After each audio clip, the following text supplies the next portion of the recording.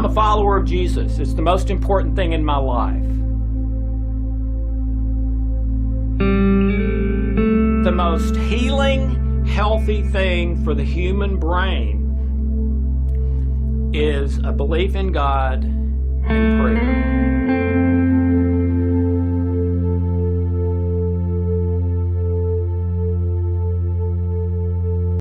Hi, I'm Dr. Alex Loyd, and welcome to the Spiritual Laws of Nature. And today I'm very excited. We're starting a brand new series, the Top 10 Spiritual Laws.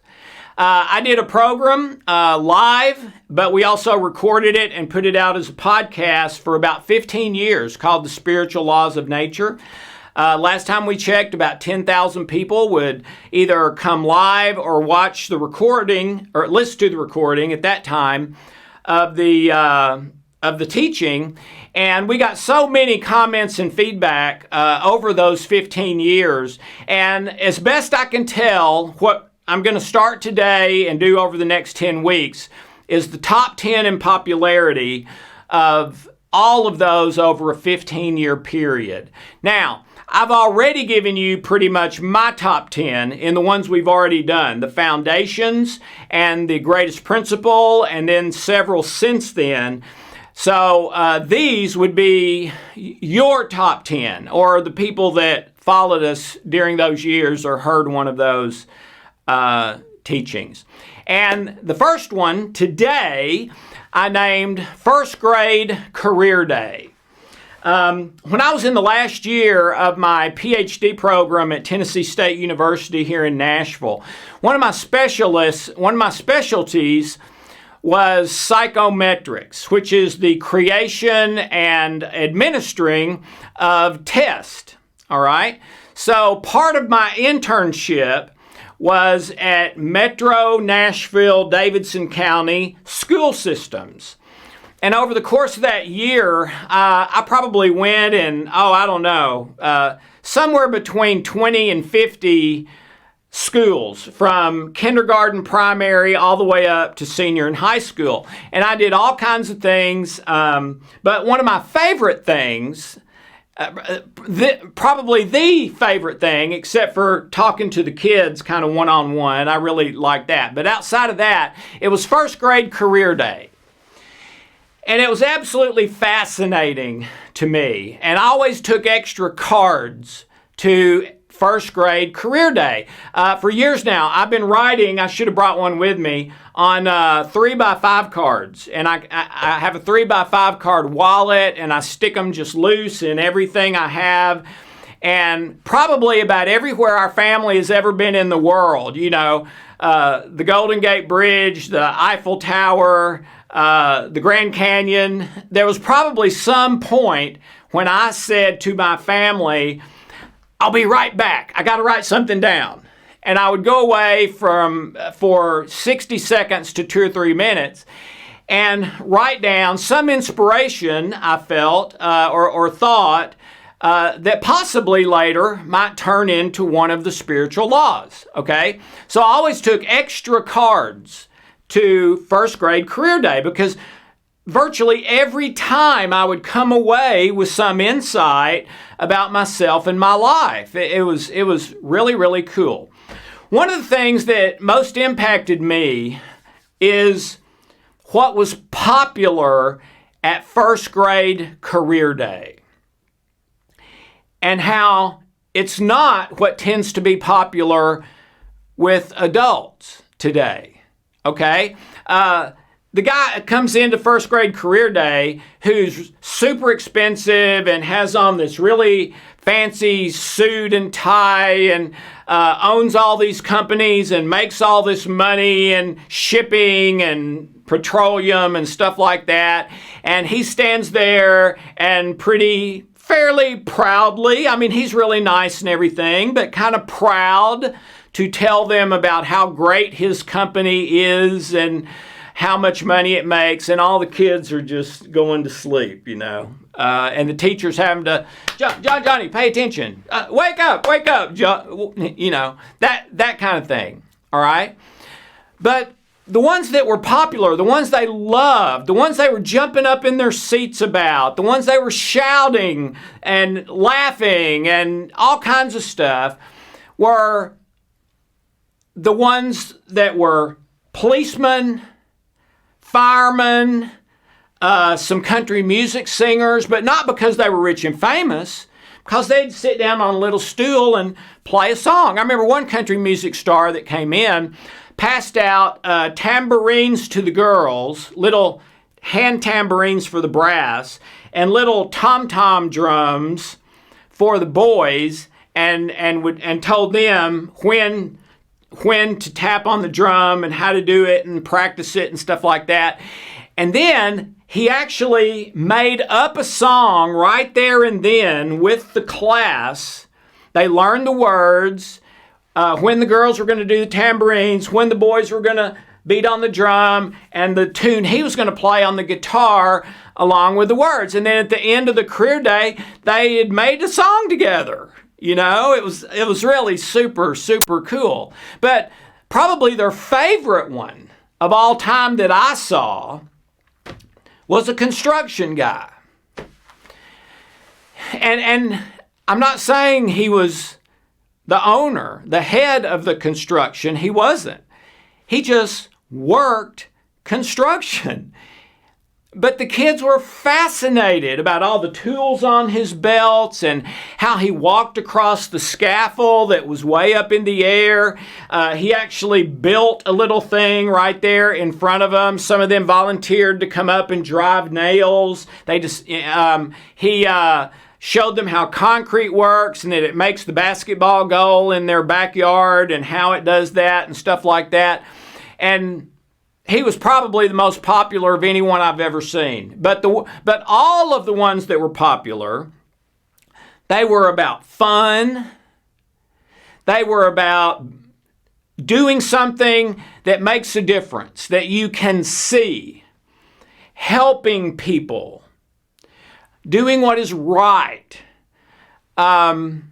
taking risks in order to help someone or to accomplish something. So truth, you don't tell lies, you tell the truth. Being nice to your friends. All of those things are what was important and popular at first grade career day. And I believe as adults, we get away from that. We almost forget those values that we had when we were in first grade. And I think that's a tragedy, and I think we need to get them back. Jim Valvano was a wonderful basketball coach, coached at North Carolina State University, won a national championship there, had a lot of other really good years, contracted cancer, and died at a much too early age. And when he was about to die, ESPN partnered with him to create the Jimmy V Foundation for Cancer Research, the ESPN Jimmy V Foundation for Cancer Research. So to kick that off, he comes up to the podium and speaks when he's very close to death, has trouble getting up there and getting down. And it was just a wonderful speech. And every year around the anniversary of his death, ESPN replays the speech. And I happened to see it this last year, and I hadn't seen it in a while. And it was just really wonderful. But here's what impacted me about that, connecting to career day. He said, you know what? I don't have any time to waste. I don't have much time left, and I don't have any time to waste on what's not important and what's not valuable. And he said, a great day. You know what I call a great day? You know how you can tell if you've had a great day? He said, to me, it's three things. You need to laugh a little. Not at someone else, but at someone else's expense. But you need to laugh a little. Find something that brings joy to you, lightens the spirit. Look for it. Make it up. Whatever, but just honest from your inner being, from your gut, laughter. All right? Number 2, you need to find something every day that moves you to tears, that inspires you, that touches your heart down deep. And number 3, you need to learn something that you didn't know before today.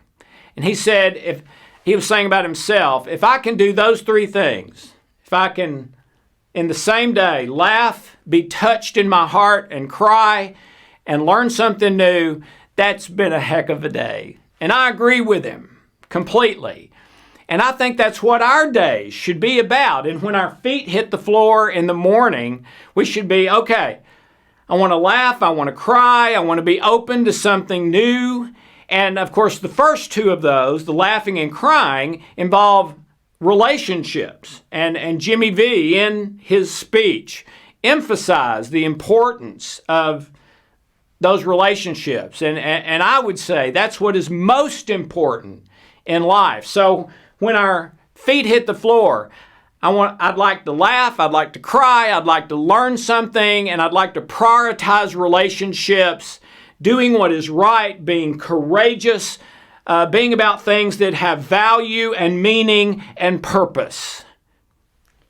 Let's see if I can do some of that today. And then for that to sort of be my filter all day long, whatever I'm doing. Well, I think we grow up and we hit having to work for a living, we hit marriage or a committed relationship, we hit health issues, we hit problems, and if we're not careful, it pulls us away from what really is most important to us, which is those first grade career day, most popular values. And I think there's 3 traps primarily that we fall into. And these are from 1 John 2. Lust of the flesh, lust of the eyes, and pride of life. And John says there, after naming the 3, that these are not of the Father.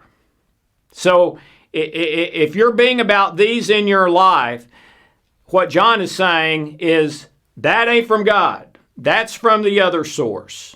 Okay?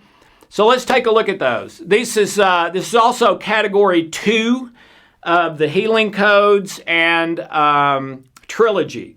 And there is a custom trilogy and healing code to heal these issues in those 2 packages, which is, I would highly recommend in order to heal these things in your life. But number 1, lust of the flesh to me is unhealthy desires of the 5 senses. Okay? What you see, what you smell, what you taste, what you feel. Okay? This can be drugs, this legal and not legal. This can be alcohol. This can be sexual things. This can be laying on the couch, eating Twinkies every day. This can be watching TV for 6 hours a night.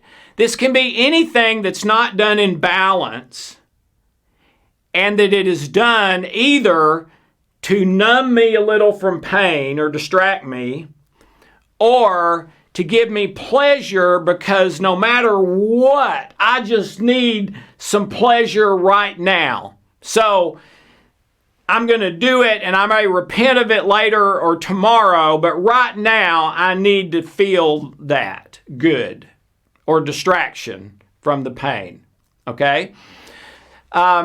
So this week, I would encourage you to, first of all, write down what are my first grade career day values? What are my little kid, what is most important in life? Okay? Telling the truth, doing what's right instead of what's wrong, courage, honesty, friendship, helping people when they need help.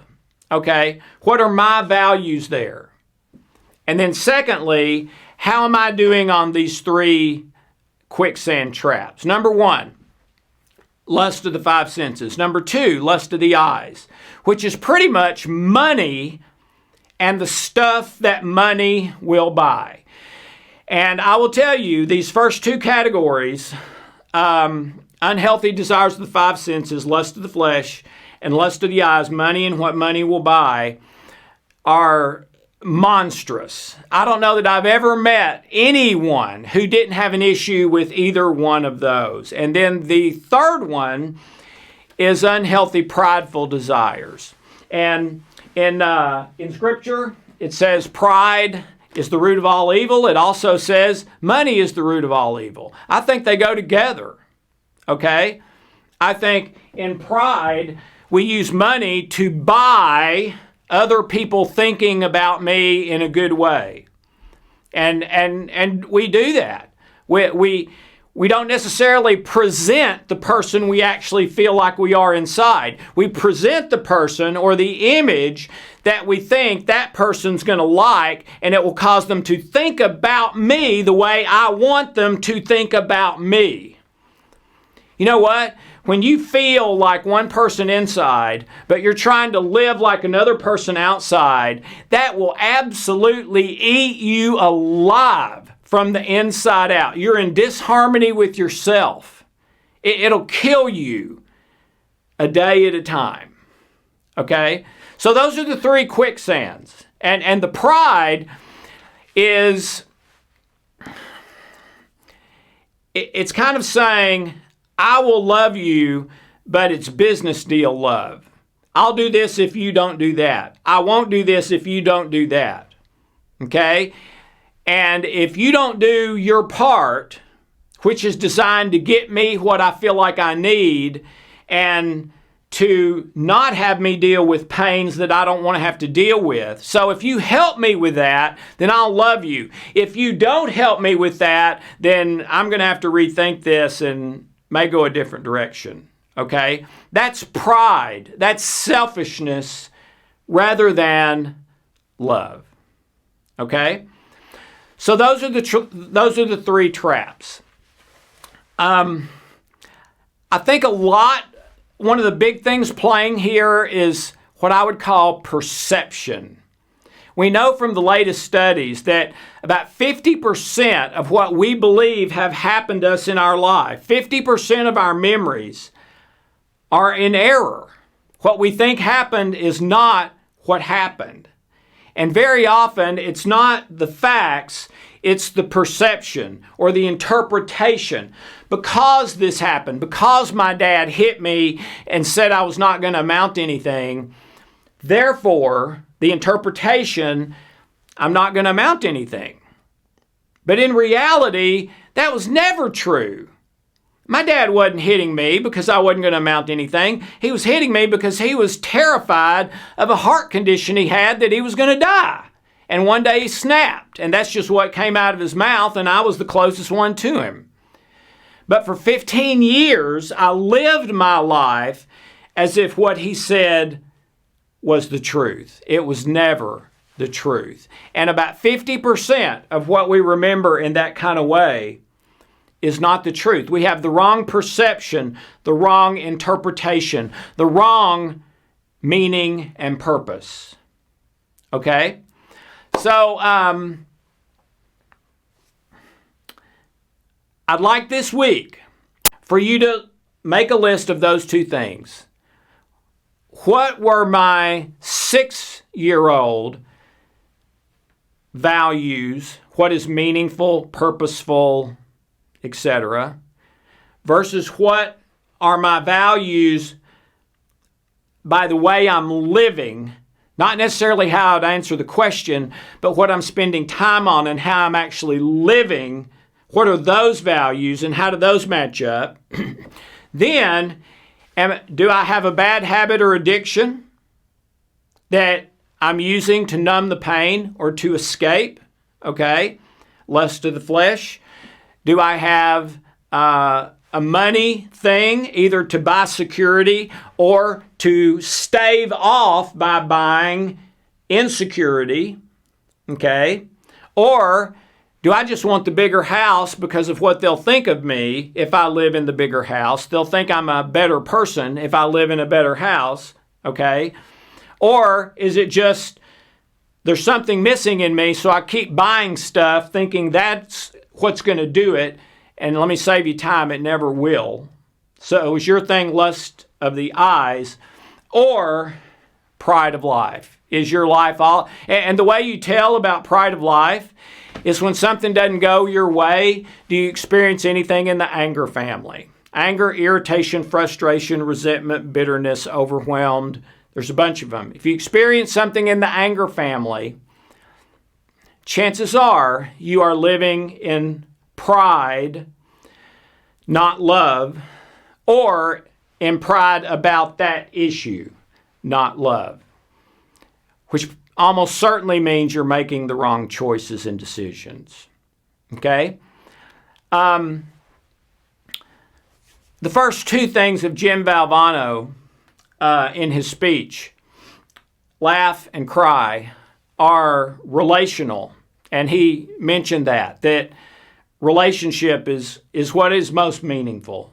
And you know, that's where we need to be focused. And that's what those first two are about, relationship, okay? So are you prioritizing that or pride?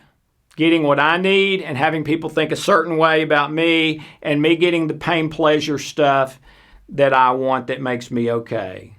All right?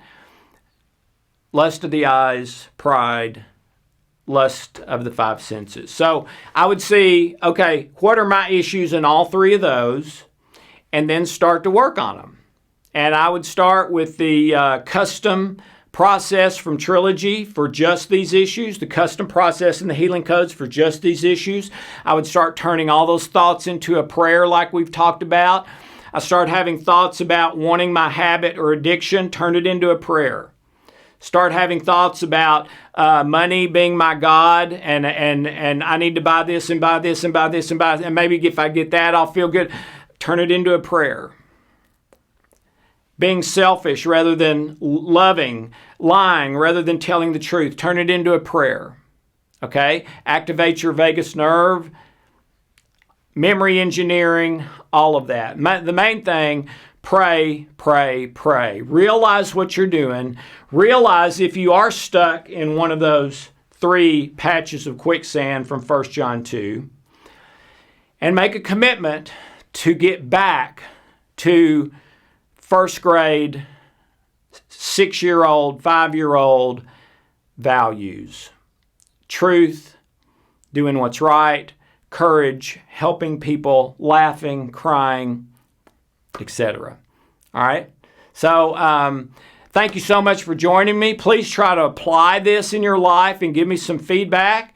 And join us next week for number 2 of the top 10 spiritual laws.